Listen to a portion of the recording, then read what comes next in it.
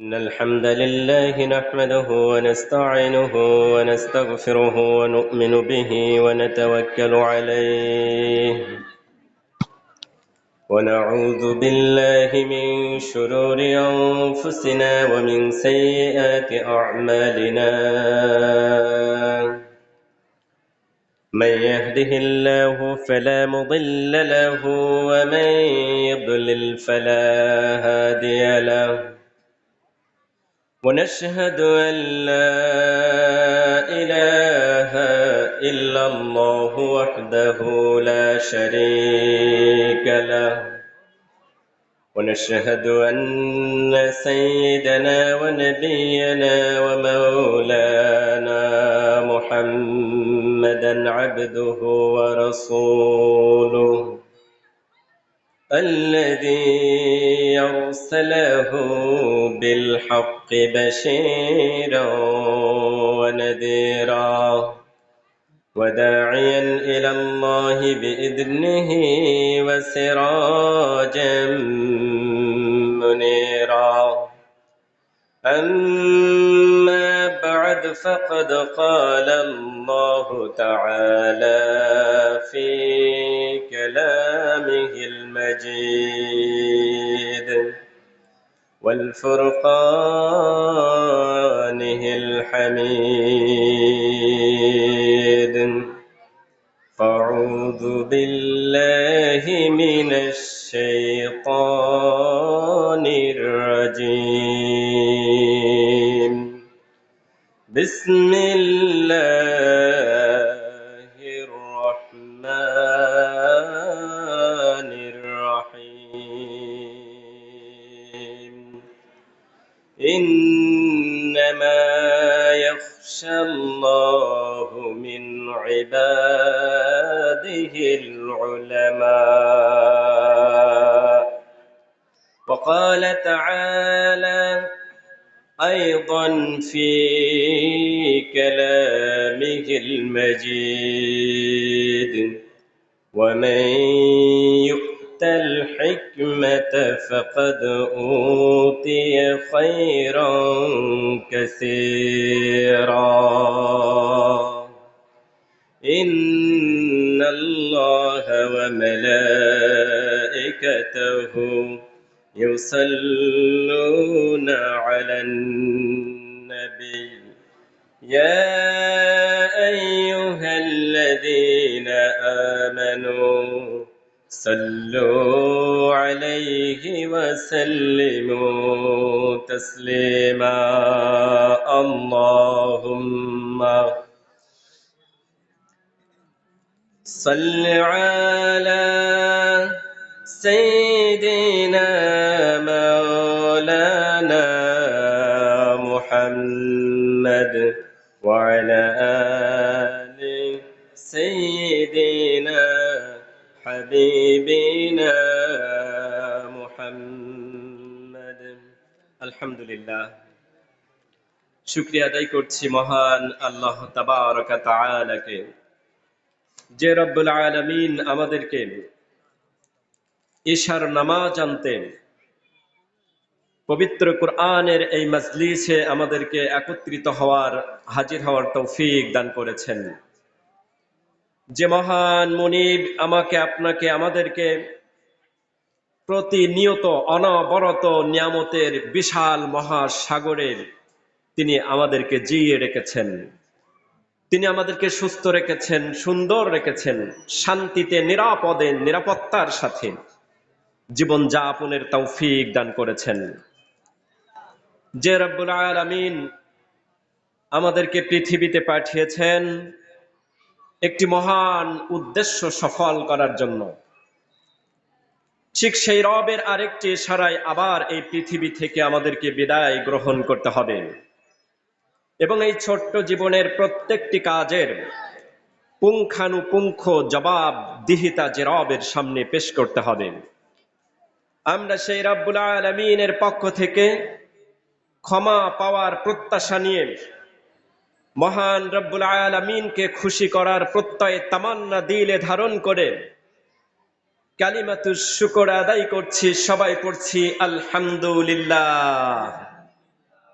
নবী পাকের শানে দুরূদ ও সালাম পাঠ করছি যে রাসূল করিম সাল্লাল্লাহু আলাইহি ওয়াসাল্লামের শাফায়াত আমাদের সবার বড়ই প্রয়োজন। কিয়ামতের কঠিন মুসিবতের দিনে আমাদের প্রিয় রাসূলের শাফায়াত যেন আমাদের নসিবে আল্লাহ তাআলা দান করে দেন, সেই তামান্না দিলে ধারণ করে নবীজির প্রতি মহব্বত হৃদয়ে পোষণ করে প্রিয় রাসূলের আনুগত্য, অনুকরণ, অনুসরণের নিয়াত করে আমরা আমাদের প্রিয় রাসূলকে দরুদ ও সালাম বলছি, মহব্বতের সাথে সবাই পড়ছি সাল্লাল্লাহু আলাইহি ওয়াসাল্লাম। সমস্ত মুমিন মুমিনা রূহের মাগফিরাত কামনা করছি। যারা আমাদের রেখে না ফেরার অন্ধকার জগতে চলে গিয়েছেন। কবর জগৎ অন্ধকার জগৎ, তবে সবার জন্য কি কবর জগৎ অন্ধকার? সবার জন্য নয়। যারা ঈমান আমল আল্লাহ এবং তার রাসূলের দেখানো পথ অনুসরণ করে কবরে পৌঁছাতে পারবেন, কবরটা না আস্তে হোক, সাউন্ডটা আস্তে হোক, সমস্যা নেই। কবর তাদের জন্য জান্নাতের নূর দিয়ে আল্লাহ তাআলা নূরান্বিত করে দিবেন। আর যারা ঈমান নিয়ে আমল নিয়ে আল্লাহ এবং রাসূলের দেখানো পথ মত কোরআন এবং সুন্নাহর আলোকে জীবন যাপন করে কবরে যেতে পারবে না, কবর তাদের জন্য কি অন্ধকার। আমাদের সবার কবরটা জান্নাতের নূর দিয়ে ঈমান আমলের নূরে নূরান্বিত হোক আল্লাহ তাআলার পক্ষ থেকে। সবাই আমরা চাই, সেটা সবাই চায় তো ইনশাআল্লাহ। সুতরাং আমাদের যারা চলে গিয়েছেন আল্লাহ তাআলা তাদের সকলের কবরকে জান্নাতের নূর দিয়ে আলোকিত করে দিন, নূরান্বিত করে দিন। সবাই বলে আল্লাহুম্মা আমিন। আমরা আমাদের জীবনের যে অংশটা অতিক্রান্ত করে এসেছি, আমাদের পেছনের রেখে আসা পথ রাস্তাগুলোতে যে অন্যায় পাপ, আমাদের আমল নামায় যে কালো দাগ পড়েছে, আজকের এই পবিত্র দোয়া কবুলের মজলিস থেকে, এই জালসা থেকে কায়েমন ও বাক্যে মহান রব্বুল আলামিনের কাছে তৌফিক কামনা করছি, আল্লাহর কাছে আরজি পেশ করছি। আল্লাহ আমাদের সকলের জীবনের সমস্ত অন্যায় গুনাহ খাতাগুলো, আমল নামার কালো দাগগুলো তুমি মুছে দাও। সবাই বলে আল্লাহুম্মা আমিন। ঈমানের সাথে, আমলের সাথে, ইখলাসের সাথে, দ্বীনের উপরে যেন আল্লাহ তাআলা মৃত্যু পর্যন্ত ইস্তেকামত থাকতে পারি, সে তৌফিক আল্লাহর কাছে কামনা করছি। সম্মানিত হাজিরিন, আজকের এই তাফসীরুল কুরআন মাহফিলের প্রধান বক্তা বিশিষ্ট ইসলামী চিন্তাবিদ মুফাসসিরে কুরআন জনাব হাফেজ হযরত মাওলানা গাজী আল আমিন। দ্বিতীয় বক্তা হযরত মাওলানা এস.এম. নাইমুল ইসলাম নাইম। আজকের এই মাহফিলের প্রধান অতিথি হিসাবে আসল অলংকৃত করবেন আমাদের অঞ্চলের কৃতি সন্তান, আমার শ্রদ্ধাভাজন বড় ভাই, বিশিষ্ট চিকিৎসাবিদ, সমাজ সেবক, সাতক্ষীরা সরকারি মেডিকেল কলেজের স্বনামধন্য সুযোগ্য লেকচারার জনাব আলহাজ ডাক্তার ইসমাইল হোসেন ভাই। বিশেষ অতিথি হিসেবে উপস্থিত থাকবেন আমাদের গ্রামের আরেকজন কৃতি সন্তান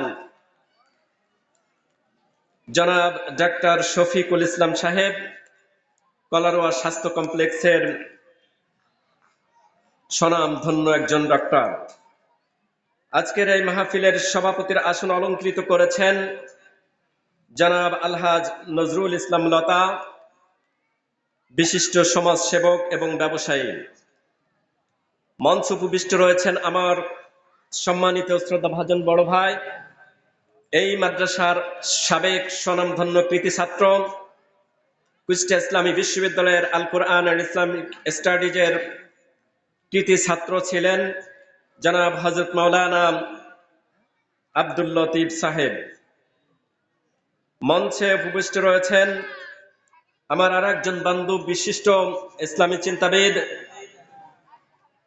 মুফাসসিরে কোরআন জনাব হযরত মাওলানা ওবায়দুর রহমান, আজকের মঞ্চ পরিচালনার আরেকজন ভাই, এই মাদ্রাসার আরেকজন সাবেক কৃতি ছাত্র, বিশিষ্ট আলেমে দ্বীন, সম্মানিত বড় ভাই জনাব হযরত মাওলানা মুহাদ্দিস হাবিবুর রহমান সাহেব, মঞ্চে উপবিষ্ট সম্মানিত মেহমানবৃন্দ, আমার সামনে বসা আল্লাহর দিনদার গোলামেরা, পর্দার অন্তরালের সম্মানিত শ্রদ্ধা মা এবং বোনেরা, আসসালামু আলাইকুম ওয়া রাহমাতুল্লাহি ওয়া বারাকাতুহু। সম্মানিত হাজিরিন, মূলত আমরা এসেছি এই মাদ্রাসার ছাত্র হিসেবে। এখানে বক্তব্য দেব, ওয়াজ করে আপনাদেরকে শেখাবে, এলেম এর জাহির করব, সেরকম কোনো এলেম কালাম আমাদের নেই। শুধুমাত্র মাদ্রাসার সম্মানিত কমিটি বৃন্দ মুহতামিমের পক্ষ থেকে ছাত্র ভাই হিসেবে আমাদেরকে আহ্বান করেছেন, আমরা এসেছি মূলত সেজন্যই।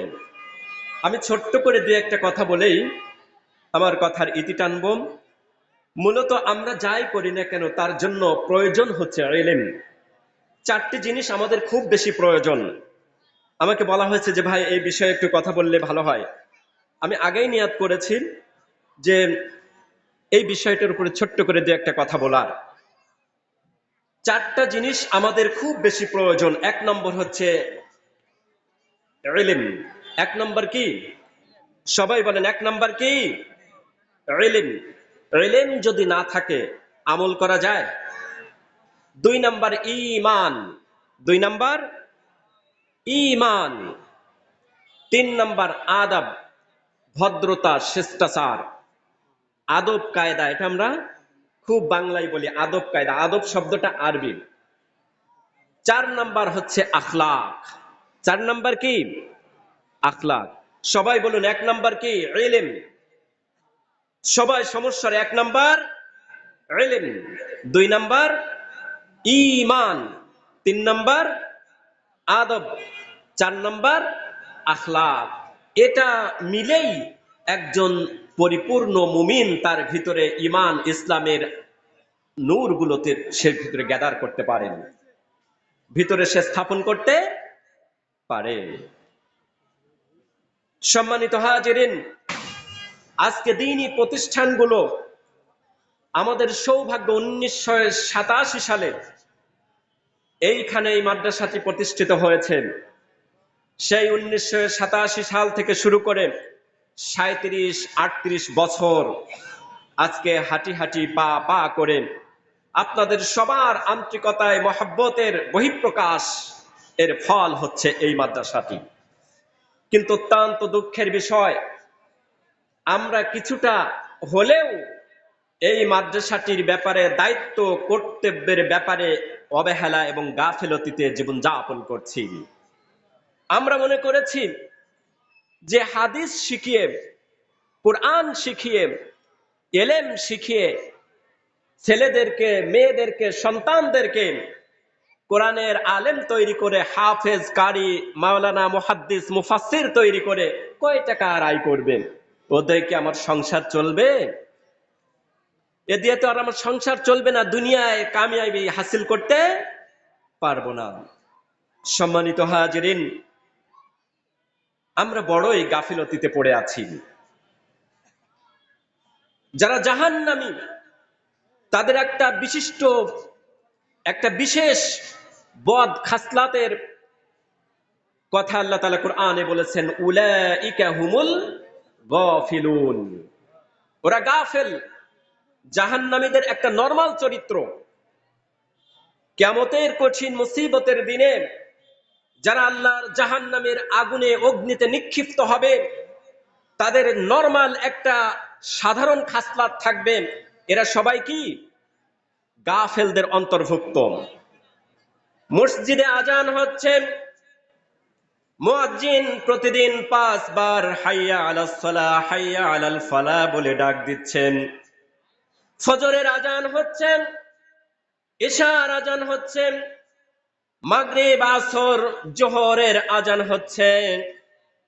মুয়াজ্জিনের আজানের ওই মধুর কণ্ঠের আওয়াজ আমার কানে পৌঁছে যাচ্ছে, কিন্তু আমার কর্ণ কুহর দিয়ে আমার হৃদয়ে আমার বিবেকে সে আসর করতে পারছে না। নারায়ে তাকবীর, আল্লাহু আকবার, নারায়ে তাকবীর, আল্লাহু আকবার। দিন ইসলাম, দিন ইসলাম, জিন্দাবাদ, জিন্দাবাদ। আলহামদুলিল্লাহ। আজকের এই তাফসীরুল কোরআন মাহফিলের দ্বিতীয় আকর্ষণ, দ্বিতীয় বক্তা জনাব হযরত মাওলানা নাঈমুল ইসলাম নাঈম সাহেব ইতিমধ্যে আমাদের মাঝে উপস্থিত হয়ে গেছেন। অতএব আর কাল বিলম্ব না করে আমরা যে যেখানে আছি অতি দ্রুত তাফসীর মাহফিলের ময়দানে চলে আসি।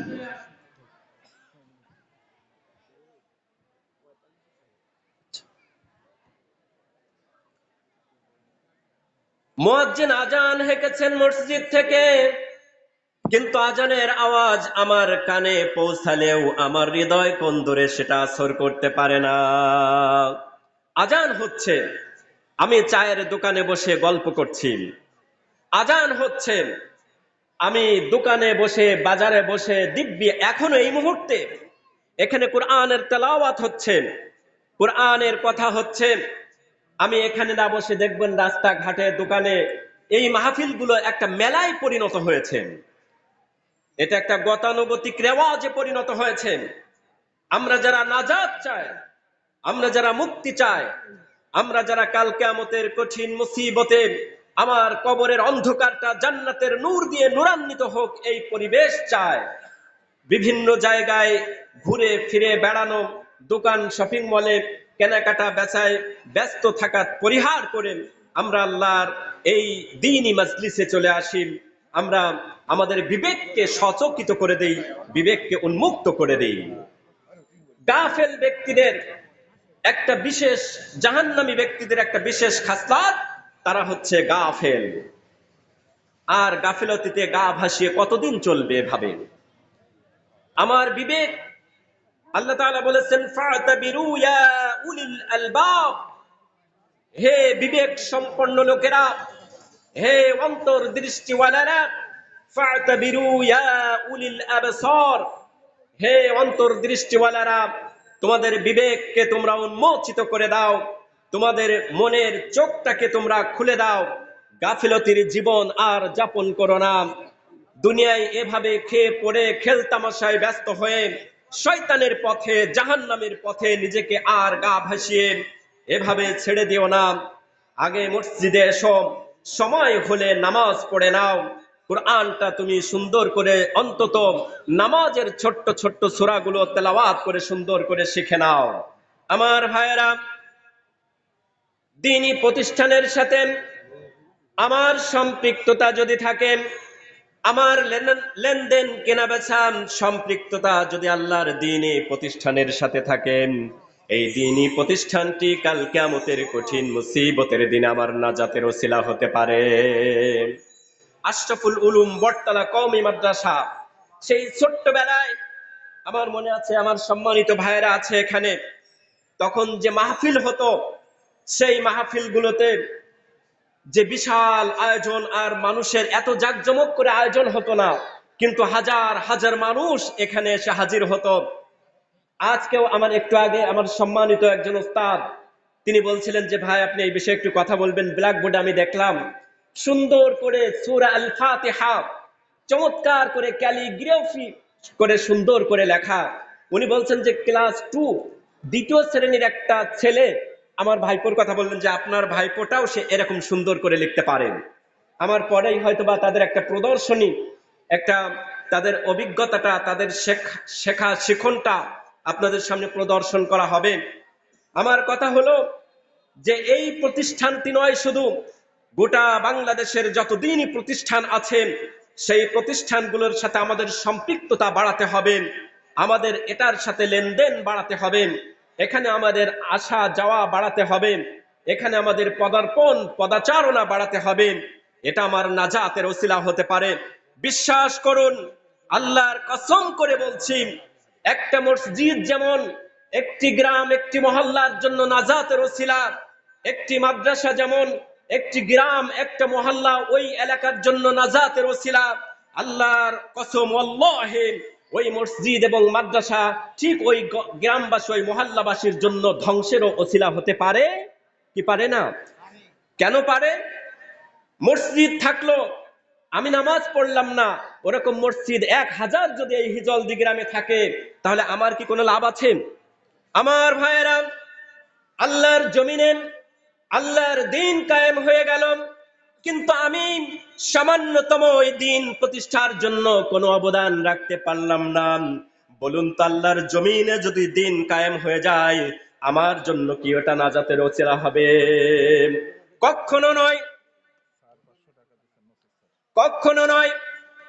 আবার যদি আমি আমার জায়গা থেকে একটু চেষ্টা করে আমার মেধা যোগ্যতা শ্রম দিয়ে অর্থ দিয়ে আল্লাহর দিন যদি আমি কায়েমের চেষ্টা করি, আল্লাহর জমিনের 1 ইঞ্চি জায়গাতেও আল্লাহর দিন কায়েম হলো না, আল্লাহ রাব্বুল আলামিন আমি ইন্তিকালের পরে আমাকে জিজ্ঞাসা করবেন না তুমি কেন দিন প্রতিষ্ঠা করে আসনি?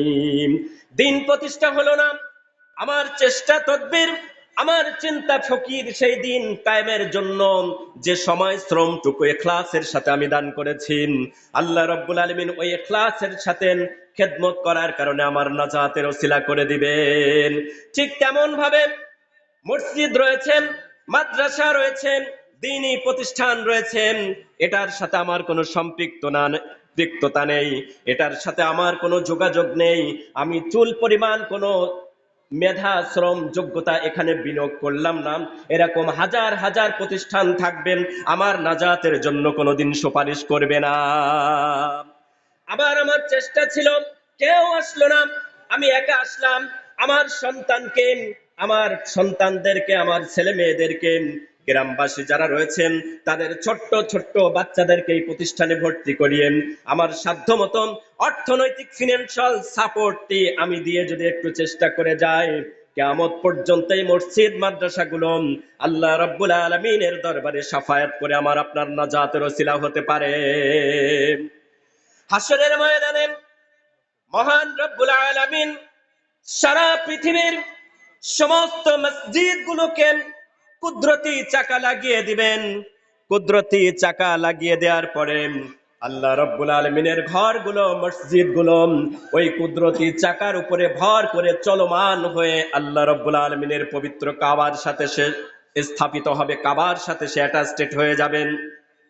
আর আল্লাহ তাআলা গোটা পৃথিবীর যত দ্বীনি প্রতিষ্ঠান রয়েছেন, যত মাদ্রাসা রয়েছেন, যেখানে সকাল থেকে সন্ধ্যা পর্যন্ত, সন্ধ্যা থেকে পরবর্তী সকাল পর্যন্ত কোরআন তেলাওয়াত হয়, কোরআনের ইলম চর্চা হয়, সেখানে দার্স হয়, মুদারাসা হয়, মুতালা হয়, এই প্রতিষ্ঠানগুলো আল্লাহ রাব্বুল আলামিন এর দেওয়া কুদরতি চাকার উপরে ভর করেন। আল্লাহ রাব্বুল আলামিনের নবীজি সোনার মদিনাতুল মুনাওয়ারায় ঘুমিয়ে আছেন, আল্লাহর নবীর মসজিদে নববীর সাথে আল্লাহ রাব্বুল আলামিন দ্বীনি প্রতিষ্ঠানগুলোকে জোড়া লাগিয়ে দিবেন। আমার ভাইয়েরা, সেই প্রতিষ্ঠানে আমার সন্তানদেরকে, আমার ছেলে মেয়ে ভাই বোনদেরকে, আমার প্রতিবেশী মহল্লাবাসী যারা, আমরা যদি এখানে ছেলে মেয়েদেরকে না ভর্তি করাই তাহলে কারা দিবে বলুন তো? এখানে বাইরে থেকে ছেলেরা মেয়েরা, বাইরের ছাত্ররাই বেশি, গ্রামের ছাত্ররা কম বেশ, মানে এখানে খুবই কম, এদিকে আমাদের নজরটাই কম। বিশ্বাস করুন, কেউ অবহেলা, এই যে গাফলতির খাসলাত খুবই খারাপ। আসুন আমি শেষ করে দিচ্ছি। ইমাম আবু হানিফা রাহমাতুল্লাহ আলাইহির ছোট্ট একটি কথা দিয়ে আমি শেষ করছি। ইমামে আজম আবু হানিফা রাহমাতুল্লাহ আলাইহিম তিনি তার সঙ্গী সাথীদেরকে নিয়ে মসজিদে প্রবেশ করলেন। আবু হানিফা রাহমাতুল্লাহ আলাইহি মসজিদে প্রবেশ করে দেখলেন ছোট্ট একটা 12-13 বছরের কিশোর তরুণ, এই কিশোর ডুকরে ডুকরে নামাজরত অবস্থায় সেজদা দিচ্ছেন, সেজদা থেকে সে উঠে উঠে সে কাঁদছেন, চোখ দিয়ে পানি ঝরছেন। তার এই পরিস্থিতি দেখে ইমাম আবু হানিফা তার কাছে এগিয়ে গেলেন, তার মাথায় হাতটা দিয়ে বললেন, বাবা তুমি কেন কাঁদছ? ছোট্ট শিশু, ছোট্ট বালক, তিনি বলছেন, আমি ওই আয়াতটাই আমাকে কাঁদাচ্ছেন।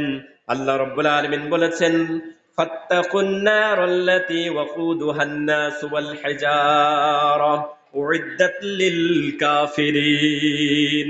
তিনি বলছেন, ওই বাচ্চাটা বলছেন আল্লাহ তাআলা মানুষ এবং পাথরকে দিয়ে জাহান্নামের কি বলা যায় কাঠ তৈরি করবেন। জাহান্নামের জ্বালানি হবে মানুষ আর পাথর। সুতরাং এই আয়াতটার ভয়ে ভীত হয়ে প্রকম্পিত হয়েছে আমি কাঁদছি মূলত এ কারণেই। ইমাম আবু হানিফা ছোট্ট শিশুটি তরুণ কিশোরকে বলছে, বাবা তোমার এই আয়াতটার ভয় পাওয়ার কোনো দরকার নেই, তোমার ভয় পাওয়ার কোনো দরকার নেই। কারণ কোন ছোট্ট শিশু জাহান্নামে পড়বে না। কারণ কি? কারণ তার উপরে তো এখনো শরিয়াতের হুকুম বলবৎ হয়নি। সুতরাং তুমি যে 10-9 বছরের বা এই কাছাকাছি বয়সের একটা শিশু, তোমার এত ভীত এত প্রকম্পিত হওয়ার কোনো দরকার। তার মানে তাকে সাহস দেওয়ার জন্য ইমাম আবু হানিফা বলছেন, ছোট্ট শিশুটির ভিতরে ইলমের পাওয়ার, ছোট্ট শিশুর ভিতরে তাকওয়ার গুণাবলী, ওই ছোট্ট শিশুর ভিতরে আল্লাহ রাব্বুল আলামিনের সামনে জবাবদিহিতার অনুভূতি এত প্রকট আকারে ধারণ করেছেন। ইমাম আবু হানিফাকে দে বাচ্চাটি বলছেন, আপনি তো একজন ইমামে আজম, বলুন তো আমরা যখন চুলার ভিতরে কাঠ খড়কুটো ঢুকিয়ে দিই, ওই চুলার আগুন আগে গাছের ছোট্ট ছোট্ট ডালগুলোকে পোড়াই, আগে পাতা লতাগুলো পোড়াই না বড় বড় গুড়িকে পোড়াই? আগে ডাল ছোট ছোট যে ডালগুলো আছে এটা আগে পড়ে, পাতা আগে পড়ে না বড় গুড়িটা আগে পড়ে? নিশ্চয় পাতাটা আগে পড়ে, ছোট্ট ছোট্ট চিকন ডালগুলো আগে পড়ে, তারপরে না গুড়িটা ধরে। তার মানে বোঝাতে চেয়েছেন আমি ছোট হলে কি হবে, যদি না মানে জাহান্নামে যাওয়ার আশঙ্কা তার এত বেশি, যদি না আমি ওই পাতার মতো আগে জ্বলে পুড়ে যায় আমার কি উপায় হবে। সুতরাং আমাকে তো এই ভয়ে প্রকম্পিত হতেই হবে। সম্মানিত ইমাম আবু হানিফা তখন বললেন যে আমরা তার চাইতে বয়সে বড় হতে পারি, কিন্তু এই ছোট্ট শিশুর ভেতরে ঈমান তাকওয়া আল্লাহর ভয় আমাদের চাইতেও বেশি। আমার ভাইয়েরা, এই ঈমান, এই দ্বীন, এই আদব, এই আখলাক, এই ভদ্রতা, এই শিষ্টাচার, এই আখিরাতের জবাবদিহিতা, এই তাকওয়া, এগুলো কোথায় গেলে তৈরি হয়? এগুলো মসজিদ, মাদ্রাসা, দ্বীনি প্রতিষ্ঠানে আসলেই না তৈরি হয়। এজন্য আসুন আমি আবেদন করব, আমি আরজি পেশ করব, এই প্রতিষ্ঠানটি আমাদের সকলের নাজাতের ওসিলা হোক। আমরা চাই কি চাই না? সকলে বলে চাই কি চাই না? এজন্য আমাদের সাধ্যমতো অর্থনৈতিক সাপোর্ট, আমাদের গ্রামের যারা ছোট্ট ছোট্ট ছেলে মেয়ে ভাই বোন, আমাদের সন্তানেরা যারা আছেন, আমরা তাদেরকে এই প্রতিষ্ঠানে ভর্তি করাবো। এই প্রতিষ্ঠানটি, এই বাতিটি, এই নূরটি জ্বালিয়ে রাখার ইমানি দায়িত্ব আমাদের। যদি আমরা সেই দায়িত্ব পালনে ব্যর্থ হই, এই প্রতিষ্ঠানটি কিয়ামতের কঠিন ময়দানে আমার আপনার বিরুদ্ধে আল্লাহর কাছে সুপারিশ করবে, আল্লাহ এদেরকে আমাকে কানা খোড়া অবস্থায় ফেলে রেখেছিল। আসুন আমরা সেই কাজটা করি, সেই দায়িত্বটা পালন করি, নাজাতের ওসিলা হোক। এই মাদ্রাসা, এই মসজিদটি ছোট্টবেলায় আমরা এখানে পড়েছি, আল্লাহ তাআলা আমাদের সকলের নাজাতের ওসিলা হোক। আমরা যেন এর সাথে সম্পৃক্ততা বাড়িয়ে দিতে পারি, এখানে খেদমতের সাথে জড়িত থাকতে পারি, এবং এটাকে যেন আমরা জিয়ে রাখতে পারি, আগলে রাখতে পারি। আল্লাহ তাআলা এই প্রতিষ্ঠানটি কবুল করুন, আমাদের সবাইকে কবুল করুন। এই প্রতিষ্ঠানের যারা খেদমতের সাথে জড়িত শিক্ষক বৃন্দ, ছাত্রবৃন্দ যারা, সকলকে আল্লাহ তাআলা কবুল করুন। কিয়ামত পর্যন্ত এই প্রতিষ্ঠান দুটো আল্লাহ তাআলা জারি করে রাখুন, এই তৌফিক আল্লাহর কাছে কামনা করে আমার সংক্ষিপ্ত নসিহা শেষ করছি। আসসালামু আলাইকুম ওয়া রাহমাতুল্লাহি ওয়া বারাকাতুহু।